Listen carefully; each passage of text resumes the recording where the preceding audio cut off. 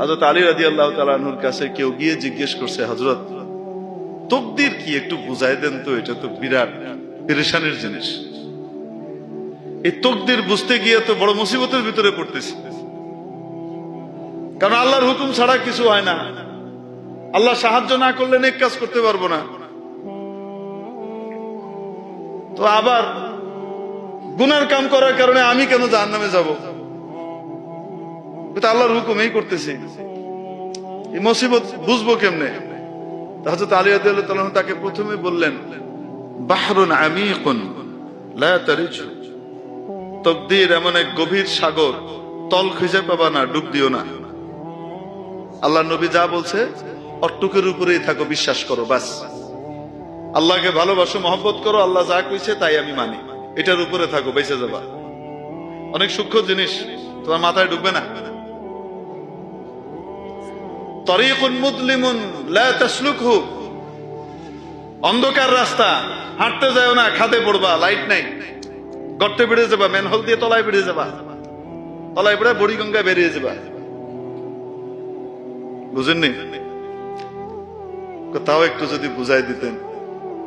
আচ্ছা ঠিক আছে, দাঁড়াও। দাঁড়াইস, এক পা উঠাও, উঠাইছি, আরেকটা উঠাও। কেমনে উঠাও? উঠাও না, ওইটা উঠানোর তো ক্ষমতা নাই। কেন? করলো তো পড়ে যাবো। এই তাকদীর, এটাই হলো তাকদীর। আল্লাহ তাবারাক ওয়া তাআলা বান্দিকে জান্নাতের রাস্তা, জাহান্নামের রাস্তা পরিষ্কার করে দেখিয়ে দিয়েছেন, সাফ দেখিয়ে দিয়েছেন, ক্ষমতা দিয়ে দিয়েছেন, এখতিয়ার আর নির্বাচনের ক্ষমতা দিয়ে দিয়েছেন। তুমি যেটা ইচ্ছা নির্বাচন করতে পারো, তোমাকে এখতিয়ার দিয়ে দিলাম, তবে তুমি কি করবা এটা আমার জানা আছে, আমি তোমাকে বাধ্য করছি না। এখতিয়ার দিয়ে দিয়েছেন, ক্ষমতা দিয়েছেন, কিন্তু আবার মাঝে মাঝে নিজের কেন্দ্রীয় ক্ষমতাও প্রয়োগ করেন। বান্দা, তুমি যদি নেক কাজ করতে চাও, আমি তোমাকে হেল্প করব, আমার হেল্প ছাড়া তুমি পারবা না। আর যদি তুমি মন্দ কাজ করতে চাও, আমার ক্ষমতা আছে বাধা দেওয়ার, কিন্তু আমি বাধা দিব না।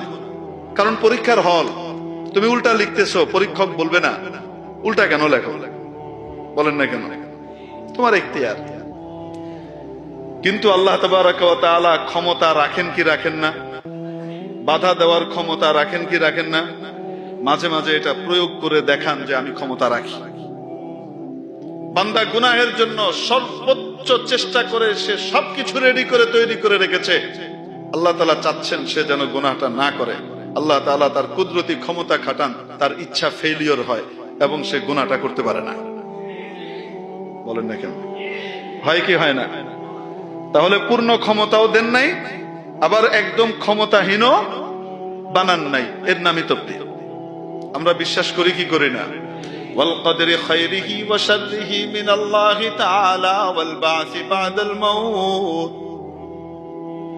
ঈমান আনলাম আমি তাকদীরের উপরে, ভাগ্যের উপরে, ভাগ্যের ভালো মন্দ কার পক্ষ থেকে হয়, আমি ওনার ক্ষমতার কাছে আত্মসমর্পণকারী হিসেবে নিজের স্বীকৃতি দিলাম।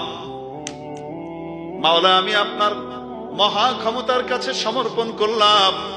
মাওলা, আপনি দয়া করে আমাকে জান্নাতের পথের পথিক বানান, জাহান্নামের পথ থেকে বাঁচিয়ে দেন।